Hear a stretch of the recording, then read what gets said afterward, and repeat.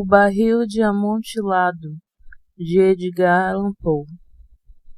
As 1000 afrontas de Fortunato eu as suportei o melhor que pude, mas quando ele passou destas ao insulto, jurei vingança. Você, que conhece tão bem a natureza de minha alma, não há de imaginar que proferi uma única ameaça. Ao fim e ao cabo, eu me vingaria. Isso era ponto pacífico, irrevogável. E, sendo irrevogável, a decisão excluía toda a ideia de risco. Não devia apenas punir, mas punir impunemente. O mal não está reparado se alguma represália cair sobre quem o repara. Como não está reparado se o vingador não pudesse revelar a quem cometeu o mal? Claro está que nenhum ato ou palavra de minha parte dera ensejo a que Fortunato duvidasse da minha boa vontade. Continuei, como de hábito, a sorrir-lhe, sem que ele percebesse que eu sorria, agora a ideia de sua imolação. Tinha um ponto fraco esse Fortunato, muito embora, sob outros aspectos, fosse homem de se respeitar e mesmo temer. Orgulhava-se de conhecer vinhos. Poucos italianos têm o verdadeiro espírito de virtuoso.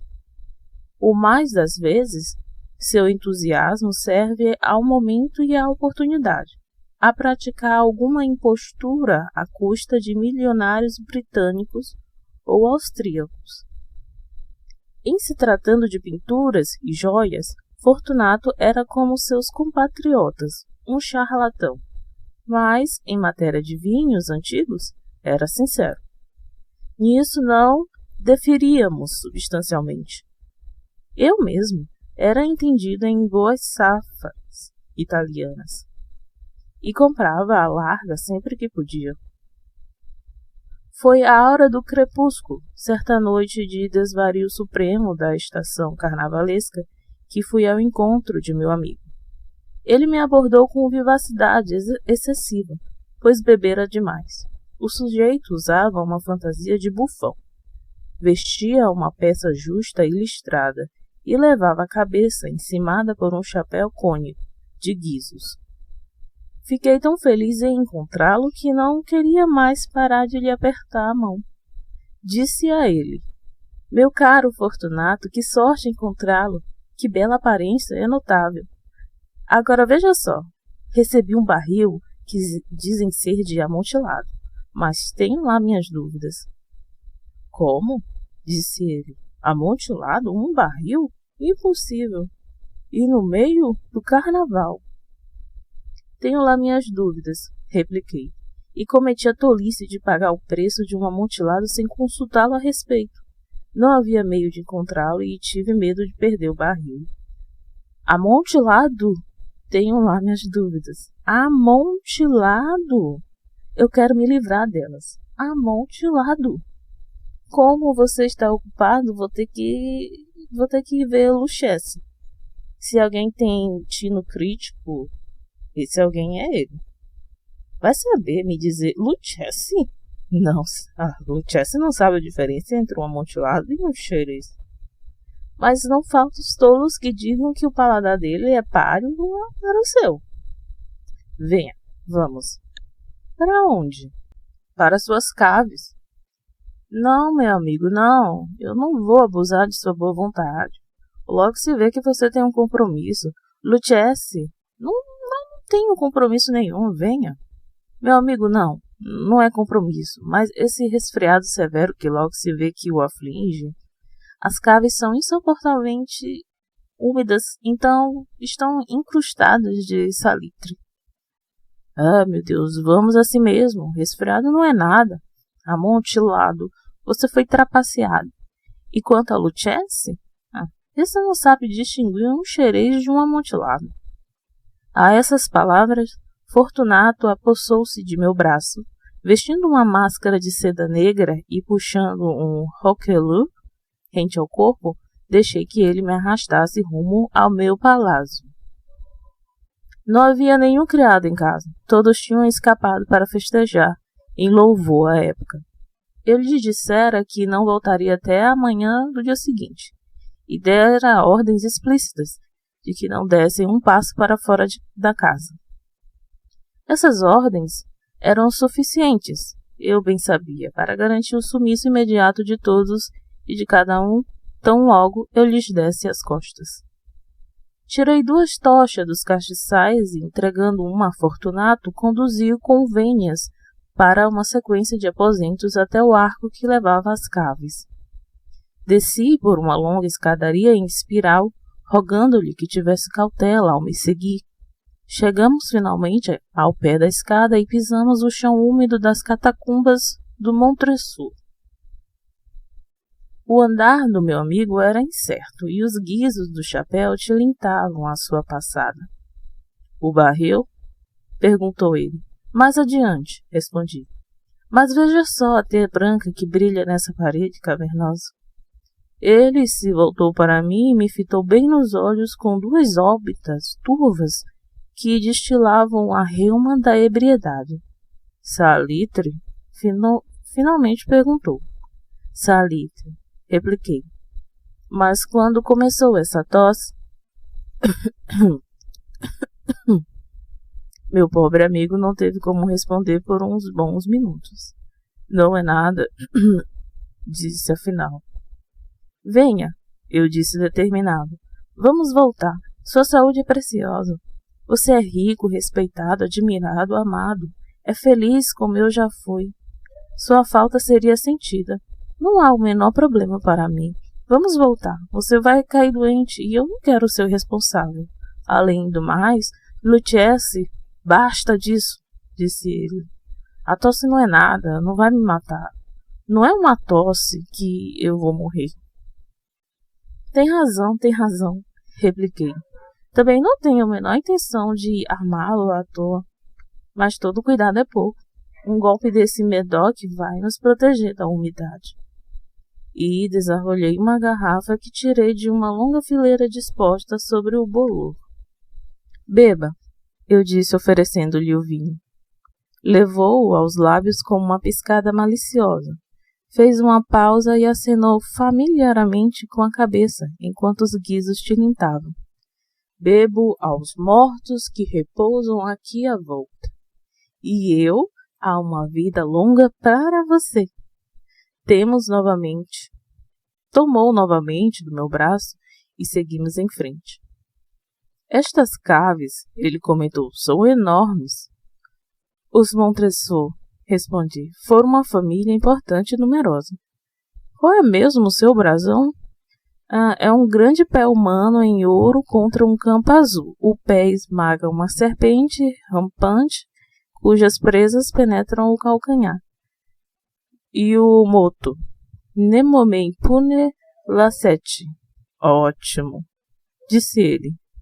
O vinho cintilava em seus olhos e os sinos tilintavam. Minha própria fantasia se acalorava com o Medoc. Havíamos passado por paredes de ossos empilhados com barris e tonéis alternados, rumo aos recessos mais recônditos das catacumbas. Fiz nova pausa e, dessa vez, me atrevi a segurar Fortunato pelo braço, acima do cotovelo. O salitre, eu disse, veja só como vai crescendo. Agarra-se feito musgo à parede das caves. Estamos embaixo do leito do rio. As gotas de umidade escorrem entre os ossos. Venha, vamos voltar antes que seja tarde. Essa sua tosse não é nada, ele disse. Vamos em frente. Mas primeiro, mais um gole do Medoc. Abri e passei-lhe uma garrafa de Graves. Esvaziou-a de um fôlego só. Os olhos rebrilharam com uma luz feroz. Deu uma risada e jogou a garrafa para cima num gesto que não entendi. Olhei surpreso para ele. Repetiu o movimento, que era grotesco. Não compreende? Ele perguntou. Não, respondi. Então não é da Irmandade? Como? Não é um pedreiro livre? Sim, respondi. Sim. Você? Impossível, pedreiro livre. Sim, pedreiro. Respondi. Uma senha. Ele respondeu, pedindo. Aqui está. Respondi, tirando uma colher de pedreiro das dobras do meu roquelaire. Está zombando, ele exclamou, retrocedendo alguns passos. Mas vamos ao amontilado. Assim seja, respondi, voltando a guardar a colher sob a capa e novamente oferecendo-lhe o braço. Ele se apoiou pesadamente. Continuamos nossa jornada em busca do amontilado. Passamos por uma sequência de arcos baixos. Descemos, avançamos e descemos novamente. Chegamos a uma cripta profunda em cujo ar viciado nossas tochas mais ardiam que flamejavam. No canto mais remoto da cripta abria-se outra, menos espaçosa. Tinha as paredes cobertas de despojos humanos empilhados até a abóbada, à maneira das grandes catacumbas de Paris. 3 lados dessa cripta interior ainda conservavam esse adorno. Os ossos tinham sido arrancados do quarto e jaziam promiscuamente pelo chão, formando um montículo de bom tamanho. Na parede posta a nu com a remoção dos ossos, percebemos um recesso ainda mais profundo, com 4 pés de profundidade, 3 de largura e 6 ou 7 de altura. Parecia ter sido construído sem fim definido, um mero intervalo entre 2 dos suportes colossais do teto das catacumbas, e era fechado por uma das paredes exteriores de granito maciço. Foi em vão que Fortunato, levantando a tocha baça, tentou divisar as profundezas do recesso. A luz débil não permitia que víssemos o seu fim. Vá em frente, eu disse. O amontilado está aí dentro. Quanto a Lucchese, é um guirotão, interrompeu meu amigo, dando um passo incerto adiante, enquanto eu seguia nos seus calcanhares. No instante, chegou à extremidade do nicho e, sentindo a própria marcha detida pela rocha, ficou ali estupidamente pasmo. Um momento mais e eu o agrilhoara ao granito. Na superfície deste havia 2 grampos de ferro, a cerca de 2 pés um do outro, na horizontal. De um deles pendia uma corrente, do outro um cadeado. Passando os elos em volta da cintura, prendê-lo foi coisa de poucos segundos. Estava atônito demais para resistir. Retirando a chave, recuei para fora do recesso. Passe a mão pela parede, eu disse. Não há como não sentir o salitre. Na verdade, tudo é muito úmido. Permita-me implorar de novo. Vamos voltar? Não? Então serei obrigado a deixá-lo aqui, mas antes devo-lhe todas as pequenas atenções a meu alcance. O amontilado! Exclamou meu amigo, ainda não recobrado do espanto. É verdade, respondi. O amontilado. Enquanto dizia essas palavras, eu me ocupava da pilha de ossos que mencionei há pouco. Tirando-os para o lado, logo pus o descoberto algum argamassa e pedra na cantaria. Com esses materiais e com a ajuda da colher, comecei vigorosamente a tapar a entrada do nicho. Mal assentar a primeira fileira de pedras, quando percebi que a ebriedade de Fortunato dissipara-se bastante. O primeiro indício foi um grito baixo, lamentoso, do fundo do recesso. Aquele não era um grito de um bêbado. Seguiu-se um silêncio longo e obstinado. Assentei a segunda fileira e a terceira e a quarta.